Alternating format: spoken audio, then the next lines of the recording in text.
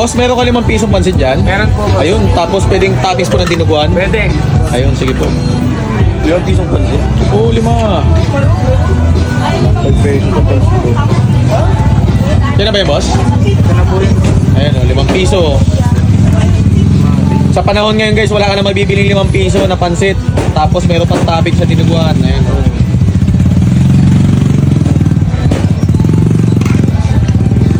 Pesos sa pansit tapos may toppings sa dinuguan. Ayan o, 5 pesos may toppings ng dinuguan. Ayan. Grabe ito, 5 piso tapos may dinuguan na. Wala ka na mabibilin ngayon. 3 po. Pansit boss na may toppings. May dinuguan. Ano pong toppings mo? Dinuguan po. Pwede pala to, no? Natin yung titikman natin yung kanilang pansit. Talagang si Sampo ay makakabili natin. Ito naman guys, 10 piso. Yan, may dinuguan. Mamimili ka na lang po dito kung ano ang gusto mong topping. Mamimili ka lang niya kung anong gusto mong toppings sa mga yan. No? Guys, nandito tayo ngayon sa may Elcano Market dito sa may Divisoria. Actually, tondo na to eh.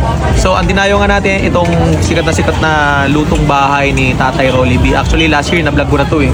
So, binalikan ko siya ulit. So guys, meron pa rin siya yung 5 pisong pansit. Ayan, oh. Sa panahon ngayon, wala ka na mabibiling pansit. Ito, 5 pesos lang yan guys. Oh. Tapos isang kaning. Boss, magkaning kanin mo? 10 piso. O, 10 piso. Tapos pinatoppings ko lang ng sabaw, ng kaldereta. So, sa halagang 15 pesos, may kanin ka na, may ulam ka pa. Oh. Diba? Pasintabi sa mga kapatid natin yan na iglesia. Okay. Ang sarap ng pansit, tapos may halo dinuguan. Tingnan natin na may kanin. 15 pesos mo, may makakain ka ng pansit na may dinuguan, tsaka kanin na may free na sabaw ng kung anong gusto mong ilagay dyan na toppings. Ano. Kaya sa mga gustong dumayo dyan guys, dito lang yan sa may Elcano Market, Divisoria, Tondo. Hanapin nyo lang tong tindahan ni Mang Rolly B. Madali din siyang hanapin guys kung gusto nyo talagang masarap na lutong bahay na nagtitipid kayo.